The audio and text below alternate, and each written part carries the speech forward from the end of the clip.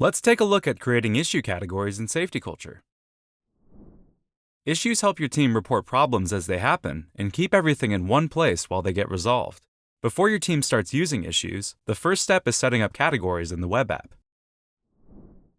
Issue categories keep reports organized and make sure the right people are notified.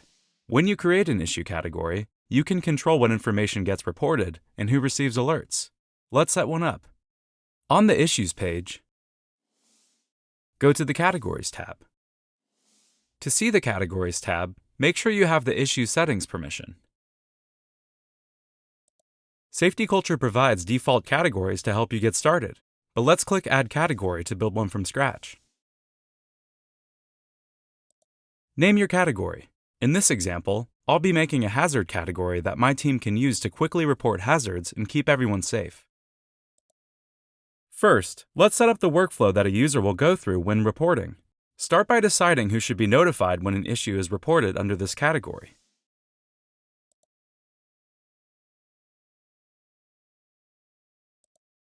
Selecting a group will send a notification to every member of that group. For example, I'll select the safety team, so they all get notified no matter where the issue is reported. If you need specific users to be notified, select them here. For more flexibility, you can set up a dynamic notification by clicking based on site and group membership. Click here to learn more about all the notification types. Following that, decide what level of details should be included in email notifications. Each option has a full breakdown available. In this example, I'll select Detailed because I want everyone to have full visibility of the reported hazard. Keep in mind, users must have notifications enabled in their settings. Safety Culture turns them on by default. Let's continue. For critical incidents, consider setting up a critical alert notification. This will override silent mode for any user selected.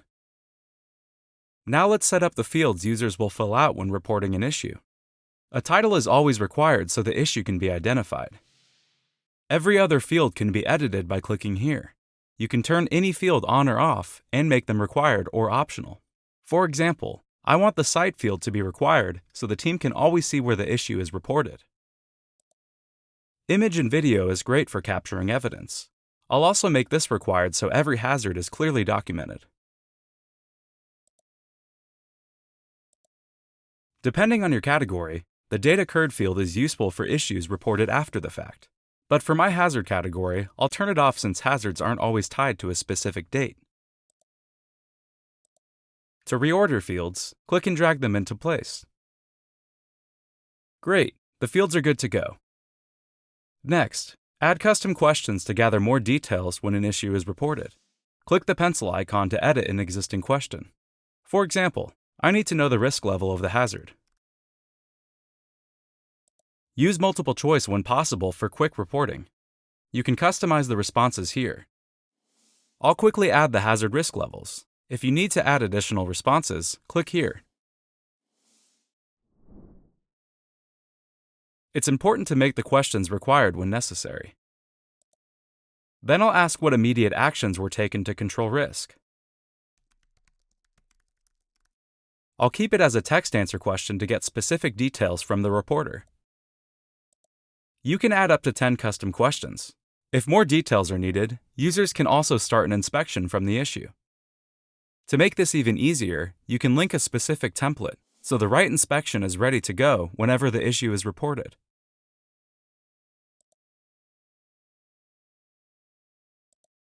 Great, all the workflow updates are automatically saved. Finally, let's head to the Access tab. Here we can manage who can report issues and who has access to them. Category visibility controls who can report issues using this category. By default, everyone in your organization can report issues from this category, but you can restrict reporting to specific teams or locations if you want to.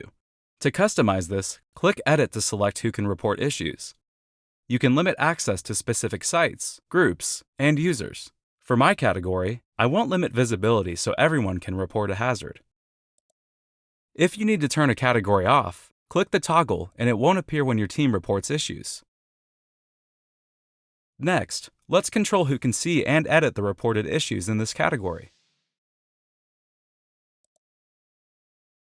By default, users can only see issues they've created, been assigned to, or been notified about.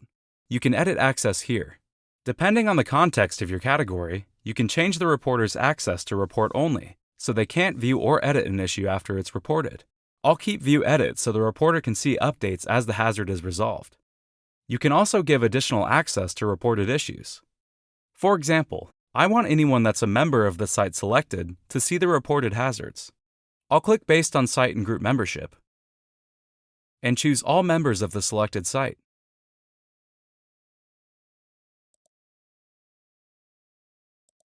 Click Save and Apply when you're done updating access. Great, the new category is ready to use. Let's make reporting even easier by generating a QR code for this category.